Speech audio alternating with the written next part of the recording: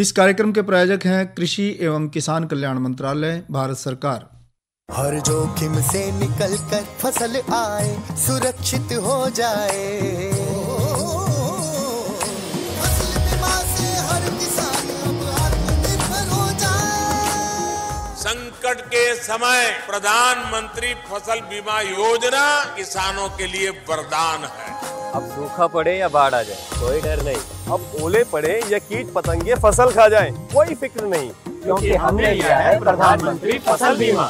बुआई से फसल कटाई तक हर जोखिम का दावा, न्यूनतम प्रीमियम पर अधिकतम भुगतान का वादा। योजना से हर साल जुड़ रहे हैं 5 करोड़ से ज्यादा किसान। अब आपकी है बारी। नजदीकी कृषि कार्यालय, सहकारी समिति, बैंक शाखा, अधिकृत बीमा कंपनी या जन सेवा केंद्र में स्वेच्छा से करा सकते हैं पंजीकरण। फसल बीमा पोर्टल या फसल बीमा ऐप द्वारा भी कराया जा सकता है पंजीकरण। प्रधानमंत्री फसल बीमा योजना, आपकी फसलों का संपूर्ण सुरक्षा कवच। कृषि एवं किसान कल्याण मंत्रालय, भारत सरकार। धर्मवीर भाई राम राम। विनोद भाई राम राम। आपने भी और कार्यक्रम सुन रहे सब बाण भाइयों ने हमारी राम राम। भाई विनोद भाई। जय धर्मवीर भाई। मौसम तो बदल गया। हाँ, मौसम में बदलाव आ गया और सुबह शाम में ज्यादा फर्क आ गया। सवेरे शाम में फर्क भी आ गया। और भाई तो नो है कि बुक्कड़ मार के ना सांझ सवेरे में तो कम से कम जरूर निकलना चाहिए। बिल्कुल सही करो भाई। ना दिन में तो फिर भी धूप सी हो जाए जी। तो लेकिन ये है कि भाई जब तक अपा ढंग से सांझ सवेरे कपड़े नहीं पहनेंगे, हाँ, लिपट के नहीं रहेंगे जी, तो ठंड लग सके। बिल्कुल। और फिर एक बार की ठंड बैठी और फिर आपने पता है विनोद भाई कई दिन फिर तंग करा हुआ। तो आज के जो किसान वाणी कार्यक्रम में के विषय लेकर के आप आ रहे हो? धर्मवीर भाई, आज किसान वाणी कार्यक्रम में चर्चा करेंगे सिंचाई के लिए जल संरक्षण पे, और साथ में जानकारी देंगे किसान भाइयों ने बाजरा एक सुपर फूड क्यों कहलाया जाओ है, और चर्चा करेंगे नई फसल नई उमंग के तहत डिंगरी मशरूम की काश्त में जी, और साथ में करवाओगे भैया का मनोरंजन भी। तो विनोद भाई, कृषि में जल संरक्षण का क्या महत्व जी, तो इसके बारे में बताओ भाई सबसे पहले तो भाइयों ने, क्योंकि देखो जी, बाकी तो देखो नूबिकम है बड़े बड़े रे, हाँ, अगर भाई जितनी इस धरती पे हाँ पानी है जी, तो वो घटता बढ़ता तो है नहीं। बिल्कुल भाई। मतलब जितना पानी है या तो वो आसमान में चले जाएगा, हाँ, या वो धरती के नीचे चले जाएगा, हाँ, पर रहेगी उसकी मात्रा जितनी है उतनी जी, और उतनी हवा के बारे में कम है। बिल्कुल सही करो धर्मवीर भाई। पर जो हमारे वैज्ञानिक है वो ये भी बात कम है कि भाई जल की बचत करो, हाँ, तो उसका कारण तो समझ में नू आवा है, क्योंकि वैज्ञानिक जो है ना जी, उनसे जब पूछे हम हाँ, कि जी आप नू क्यों कहो, तो मैंने कहा कि भाई जो कृषि योग्य जल है हाँ, वो जमीन की जरूरत है। बिल्कुल भाई। और अगर जो ये जल है तो मात्रा इसकी निश्चित ही हाँ, घटता बढ़ता नहीं, पर जो ये पानी तली में उतर गया हाँ, ज्यादा नीचे उतर गया, बिल्कुल भाई, तो फिर किसान भाइयों के काम तो नहीं आने का ना। सही कर। और बात है भी सही, देखो हाँ, विनोद भाई कड़ा चोए नीचे उतर गए, हाँ, खर्चे जो है पानी निकालने में घना खर्चा आ जाए और जो फसल की लागत है वह बढ़ जाए फिर, और किसान भाई जो फायदा होना चाहिए फिर फायदा नहीं ले पाते। तो अब जो वैज्ञानिक है वो नुको है कि भाई जल की बचत करो। जल की जो बचत है वो कृषि के कार्यों में भाई जब करेंगे हाँ, तो मतलब कम पानी बरतेंगे तो हमारा जो पानी है वो कृषि योग्य कामों में हमारा इस्तेमाल में आवेगा। और नहीं तो फिर क्या है कि भाई जो ये पानी है ना, या तो ये चोए में उतर जाएगा, नीचे काफी नीचे उतर जाएगा, और या फिर वो अगर हमने इसको नहीं संभाला पानी को हाँ, तो फिर ये उड़ जाएगा। बिल्कुल सही। गर्मी के जरिए आसमान में चले जाओगा। धर्मवीर भाई, बात यह है कि जो पीने लायक पानी है या जो शुद्ध पानी है, स्वच्छ पानी है, वो प्रदूषण की भेंट चढ़ने लग रहा है, और उसका जो पीने लायक पानी है वो कम होता जाने लग रहा है हमारा, तो उसकी हमने बचत करनी है। और खेती बाड़ी में जो है खास तौर पर हमने ध्यान रखना है कि हमने उस तरह की फसल लेनी है जो उस जगह की जो मिट्टी है, भौगोलिक दशा है, उसके हिसाब से बिल्कुल सही हो। बात तो आपने बिल्कुल ठीक कही, पर एक बात बताओ विनोद भाई जी, देखो जो अपने जमींदार भाई हैं हाँ, वो आपकी आवाज सुनने लग रहे जी, तो समझ में यह आवे बात है कि भाई या तो बात ठीक है कि भाई पानी की बचत करनी चाहिए, पर करें किस तरह? किसान भाइयों ने क्या कुछ कदम उठाने चाहिए कि जिससे हम जल का संरक्षण कर सकें? बिल्कुल, इसके बारे में आप बात बताओ। धर्मवीर भाई, एक तो जो किसान भाई हैं वो उस फसल का चुनाव करें जो मिट्टी के हिसाब से बिल्कुल ठीक हो। अच्छा। यानी कि अगर दोमट या जो चिकनी दोमट मिट्टी है, जो गिल्ली होने पर तो नरम गारा बर्गी बन जाए और जब सूखा है तो उसमें दरार पड़ जाए, तो इस तरह की जो मिट्टी होगी वह धान की फसल खातर सबसे बढ़िया फसल जो मिट्टी मानी जाओ है जी।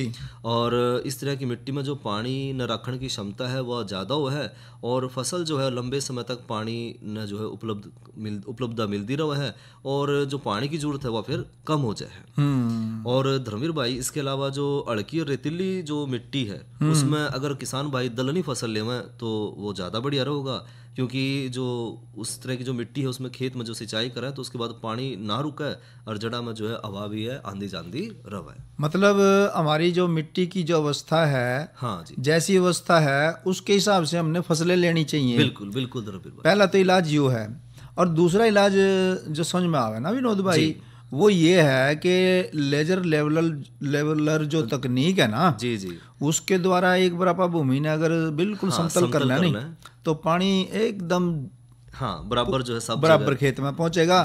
और अगर इस तरह का काम किसान भाई कर लेंगे नहीं जी 25 से 30% पानी की बचत हो सकती है विनोद भाई। बिल्कुल सही कह रहे हो धर्मवीर भाई। और आजकल तो किसान भाई करने भी लग गए हो काम, करने लग गए। और धर्मवीर भाई इसके अलावा आपने जो लेजर लेवलर की जो लेवलर तकनीक है उसकी तो बात करी, साथ में अगर सिंचाई खातर अगर कम पानी उपलब्ध हो इसी क्षेत्र में जो है इसी फसल उगावें जिस तक पानी का खर्च कम से कम हो और जो मुनाफा है किसान भाइयों का ज़्यादा से ज़्यादा बढ़े। और ख़ासकर जो अपना दक्षिण हरियाणा का जो हिस्सा जिसमें चना मटर और सरसों और जो बरसात के मौसम में जो है मूंग उड़द और जो बाजरे की जो काश्त कर रहे हैं किसान भाई तो वो ज़्यादा फ़ायदा ले सके हैं। और पूर्वी हरियाणा की बात करें तो अपना जो है धान की जो क्षेत्राला है उसने घटाकर अगर उसमें मक्की की काश्त करी जावे तो भी किसान भाई जो है ज़्यादा फायदा ले सके और पानी की बचत कर सके। तो यह तो बात आपने बहुत बढ़िया बताई, क्योंकि अब जो धान है ना, धान में तो जी बहुत पानी की लागत है धर्मवीर भाई। उसके भी आंकड़े इनको है कि 80% पानी अकेला धान की फसल ले हुआ है, तो बहुत बड़ा हिस्सा पानी जो है। और एक बात और ध्यान रखने की है विनोद भाई जी कि कम अवधि की किस्में धान में खास तौर से लगा लेना, तो जल का संरक्षण हो सके। बिल्कुल भाई, क्योंकि कम अवधि में पकने वाली जो किस्में है ना तो वो पूरा उत्पादन देवेंगी और पानी कम लेवेंगी जी। तो धान की कम अवधि वाली किस्में जैसे कि यूनिवर्सिटी ने इजाद करी है जी, HKR 46 है जी, HKR 47 है जी, इस तरह की किस्में लगा लेनी चाहिए। बिल्कुल भाई। तो ये जो है ये 15-20 दिन पहले पक जाएं और इससे हमारे जो पानी की बचत भी होगी। बिल्कुल। और किसान भाई के जो खेती में जो 10-15 दिन की उनको बचत भी होगी। बिल्कुल सही करे धर्मवीर भाई। और इसके अलावा किसान भाई जो हैं खासकर जो गन्ने की फसल ले रहे हैं तो गन्ने की फसल में भी जो है अंतिवर्ती जो फसल है जिस तरह की गेहूँ हो गया, सरसों है, चना है, मसरी है, आलू है, प्याज लहसुन है, उड़द मूंग है, खीरा खरबूजा मेथी ककड़ी, इस तरह की जो लगाते हैं जो सिंचाई में उसी पानी में एक बार की बजाय जो है 2-3 फसल जो है किसान भाई उगा कर फायदा ले सके। मतलब अंतर्वर्ती जो फसलों की बात आप फसल विविधीकरण की भी बात करें और एक फसल में दूसरी फसल बोने की भी बात करें बिल्कुल, तो मतलब एक पानी से ही 2 फसलें पड़ जाएं। ये तो बात आपने बहुत बढ़िया बताई।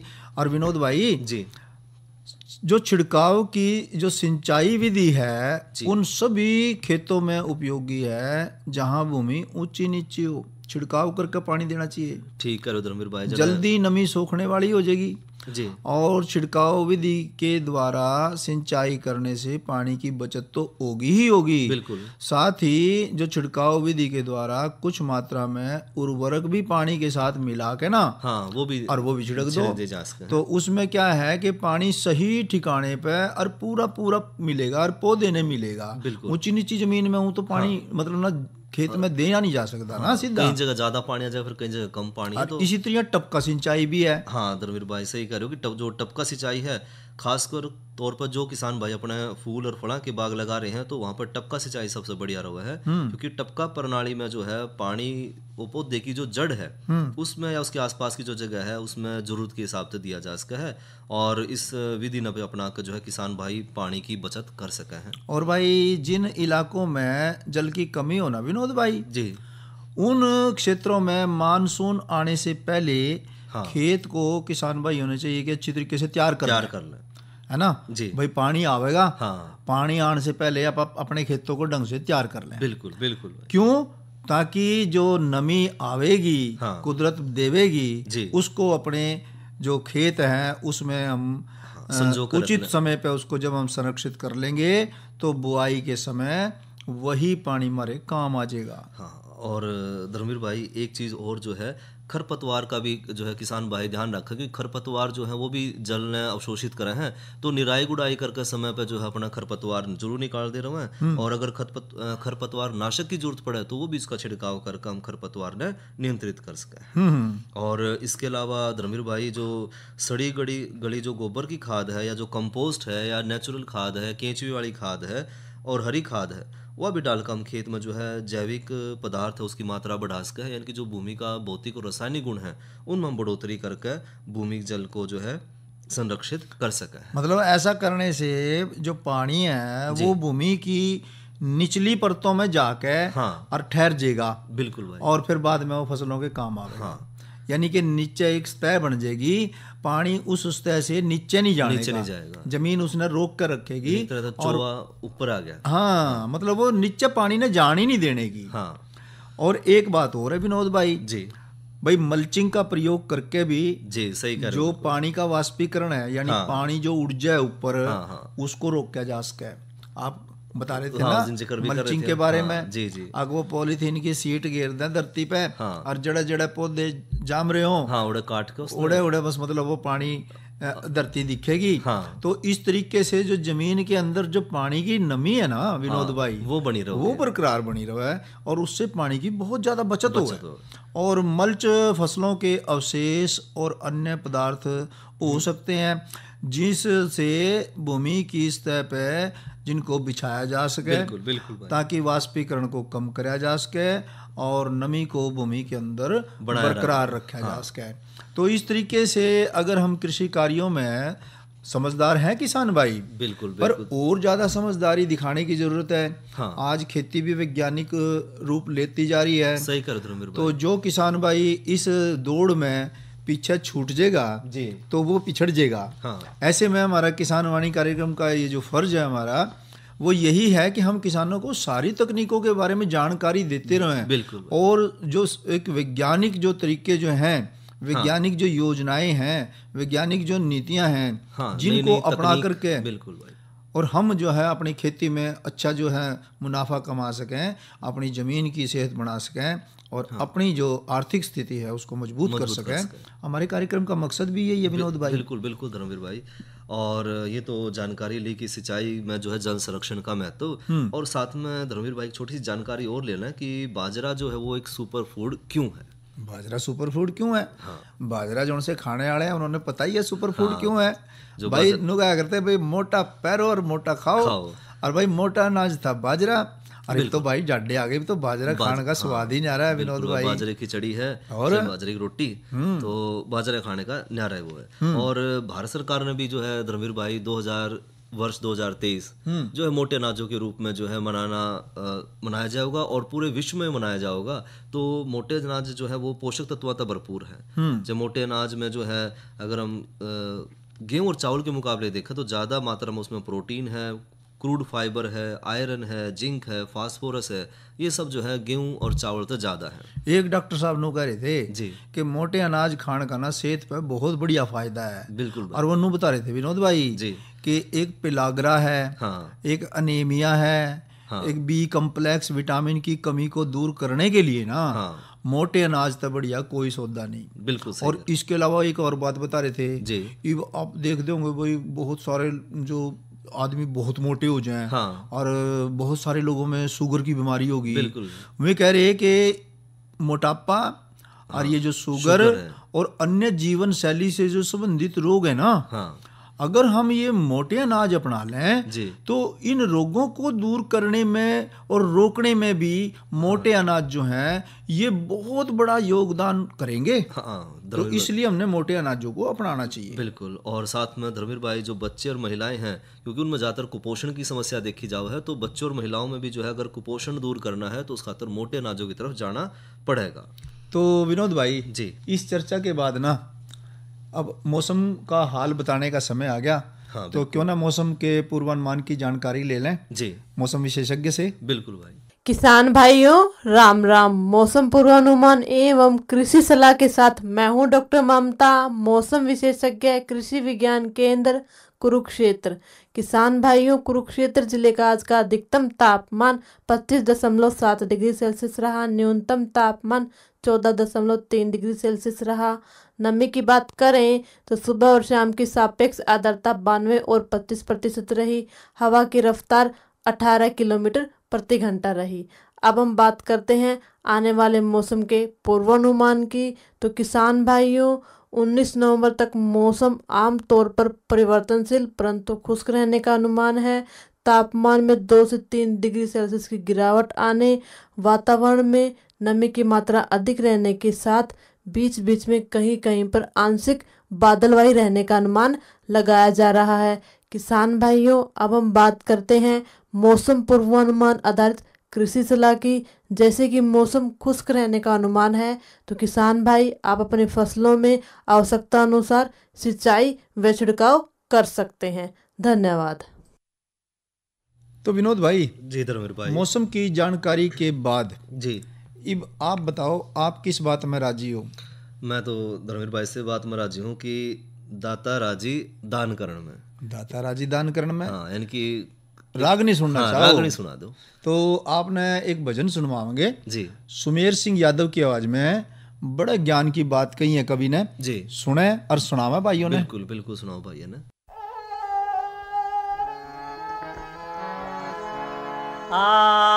दाता राजी दान करण में, मुंजी राजी धन में,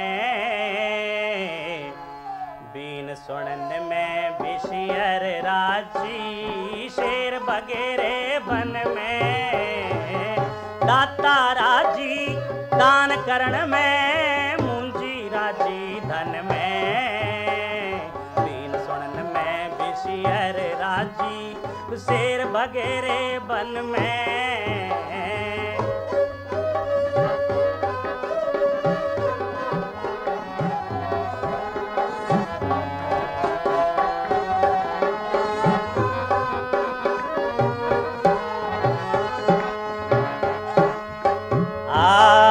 साधु संत कुटी पे राजी, जाके आसन ला दे, पंच रहे पंचा में राजी, भूली बात बता दे, चुगल खोर चुगली में राजी, सूती राड़ जगा दे, चार सदा वीरा में राजी, चाहे पदमनी ब्यादे, में बरसण में धरती राजी, मोर पपैये घन में। दाता राजी दान करण में, मुंजी राजी धन में।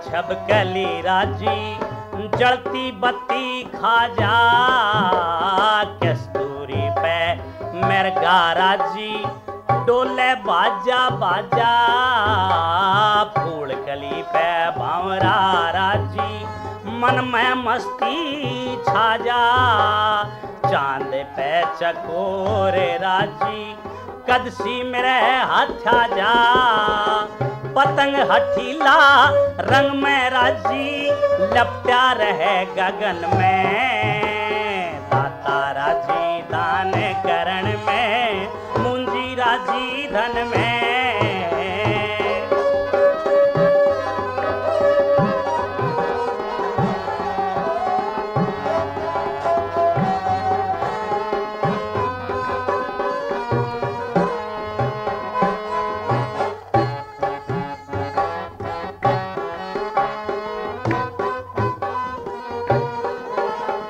भक्त सदा भक्ति में राजी, लागी आश्रय से, पति भरता प्रीत प्रीतम पैराजी चरणा की दास रह से पार्वती शंकर पैराजी शिव कैलाश रह से इंद्राणी इंद्र पैराजी 12 मास रह से शंकर दास भजन में राजी नत की रहे लगन में दाता राजी दान करण में मुंजी राजी धन में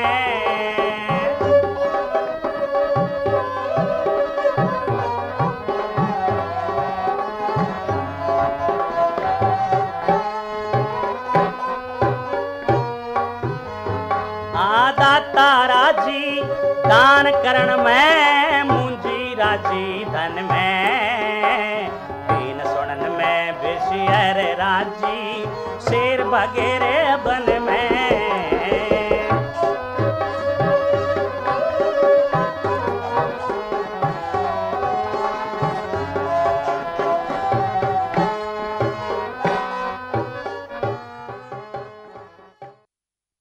दाता राजी दान देण में, ये तो बात ठीक कही कवि ने। बिल्कुल भाई। और मुंजी राजी धन में, हाँ। तो मुंजी आदमी के हाथ से पैसा निकलता ही नहीं, हाँ। है। तो इब नो बताओ जी धर्मवीर भाई, रागनी तो आपने सुनी जिसको आवाज दे रहे थे सुमेर सिंह यादव जी। इब कल के किसानवाणी कार्यक्रम में क्या क्या जानकारियां दोगे आप? धर्मवीर भाई, कल के किसानवाणी कार्यक्रम में चर्चा करेंगे छोटे कटड़ू और बछड़ुओं की देखभाल पे, और साथ में चर्चा करेंगे बेर के बागों की देखभाल पे जी। और साथ में किसान भाइयों के साथ जानकारी साझा करेंगे कि प्राकृतिक खेती में संजीवक खाद का इस्तेमाल किस तरह करें। जी जी। तो विनोद भाई जी, आप मशरूम तो खाते होंगे कि नहीं? बिल्कुल धर्मवीर भाई, क्योंकि प्रोटीन का बढ़िया साधन है और सर्दियों में तो जो है मशरूम की जो सब्जी है या उसका इस्तेमाल ज्यादा हो जाए। तो ये जो सफेद बटन अपनी मशरूम है ना जी, अपने उत्तर भारत में तो यही ज्यादा लगाई जावे। हाँ। और ये लगाई जावे अक्टूबर के महीने से लेकर जी और मार्च के महीने तक ये खूब हुआ है। हाँ। पर अगर हम डींगरी मशरूम की खेती करें ना जी, तो डींगरी मशरूम की खेती सितंबर के महीने से लेकर हाँ जी और अप्रैल के महीने तक कर सकते हैं भाई। कि सही समय चल रहा है धर्मवीर भाई, मतलब सही समय चल रहा है जी। और जो डींगरी मशरूम है जी, डींगरी मशरूम जो है उसको क्यों उगावें, पहली बात तो ये कि क्यों उगावें। बिल्कुल धर्मवीर भाई। तो इसके बारे में हम बता दें भाइयों को कि जो डींगरी मशरूम है ये खाने में बहुत स्वादिष्ट है जी, और इसका जो सीप नुमासी होती है ये, अच्छा अच्छा, और तो सीप नुमा इसका आकार एक छोटे से डंठल की मदद से मशरूम के आधार से जुड़ा रहता है जी। और मशरूम की ऊपरी सतह इसकी चीकनी, हाँ। और नीचे की सतह पे गलफड़े से बने रहते हैं। हाँ। इसमें काफ़ी जातियां हैं, प्रजातियां हैं जी। और ऊपरी सतह का रंग इसका भूरा हुआ है, हाँ। और सफ़ेद सा, और गलफड़ों का रंग इसका सफ़ेद मटमैला सा हुआ है जी। या तो इसकी तो पहचान होगी। ये तो इसकी होगी पहचान जी। और इसके जो बात करें ना सफ़ेद बटन खुम्बी की बजाय डींगरी जो खुम्बी है, हाँ। उसका उत्पादन करना एक तो आसान है जी, इसलिए उगानी चाहिए। बिल्कुल भाई। और प्रति वर्ग मीटर अगर आप पैदावार की बात करें, हाँ।